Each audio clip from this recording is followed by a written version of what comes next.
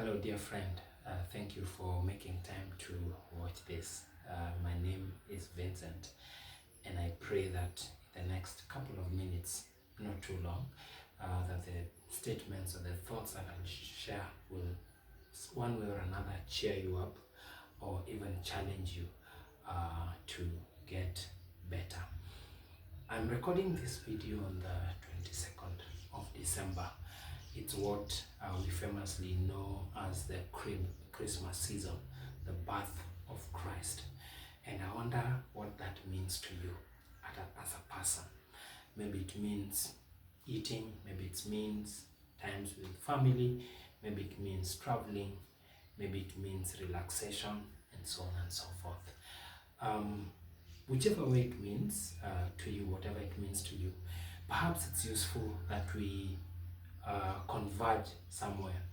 And one of the things that I've learned in the course of my short life is to be able to find out people who are authority, people who are recognized in a certain field and what they're saying about that particular subject, so that they govern my wisdom and understanding around it. Now, of course, all this originate from the Jewish culture, and there's a historic prophet and authority that speaks about the birth of Christ. And he says in part that to us a child is born, to us a son is given, and the government will be upon his shoulder. The prophet seems to say that there's somebody who is will be born, and this person who will be born will transition from being a child and graduating to a place of authority as a son. And the people that he's speaking to are people that are in distress, because they are people who are in exile. And so perhaps you and I can glean a few things. Could it be possible that this promise of the birth of Christ, this promise of Christmas, has certain benefits that we can appropriate or that we can get when we embrace it fully? Let's go along.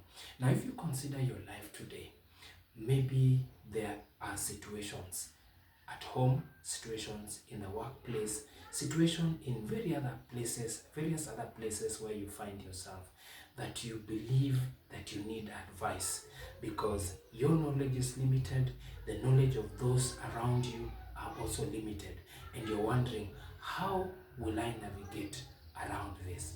One of the benefits that the prophet makes is that this son who will have authority is a wonderful counselor. So you and I can get advice, and the advice is available in his word. It is unlimited wisdom, and it applies to all situations. Beyond that, you could be thinking that you are in a place where you are weak, you are struggling with your strength, you are afraid because of the many things that have happened, and you're wondering, how do I move forward from this?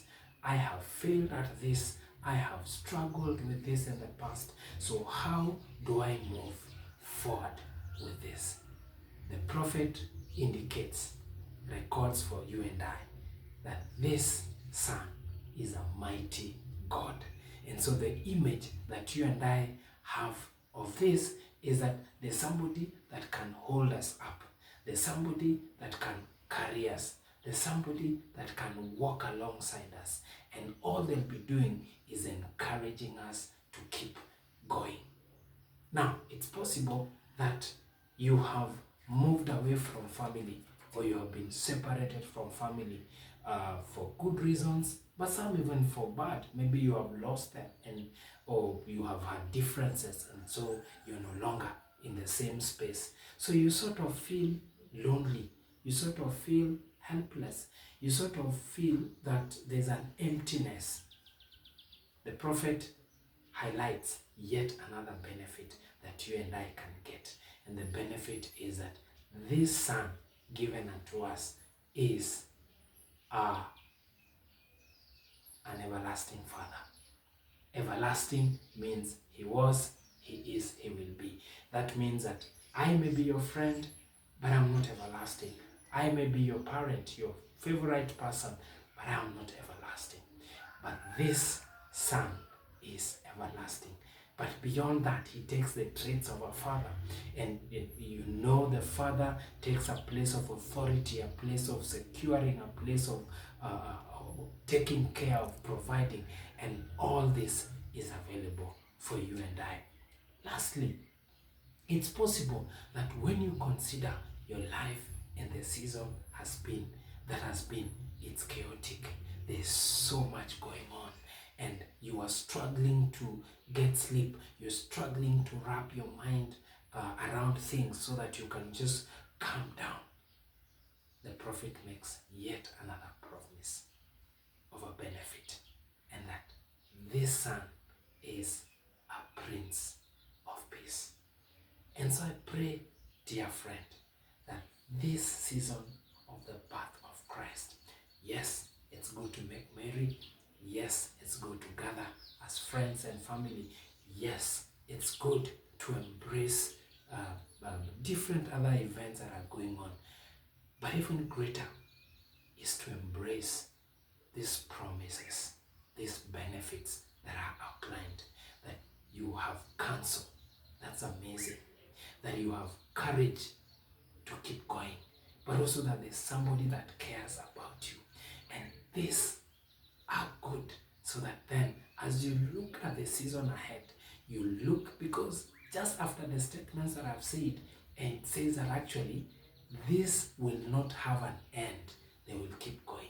So they're not just for now, this Christmas season, but they are for the year ahead that is coming. So I pray that these few thoughts are beneficial to you even as you celebrate Christmas. I pray that you embrace them, and that the Lord will speak much more than I've said in these few minutes, to the glory of his name. Merry Christmas, and embrace those beautiful benefits of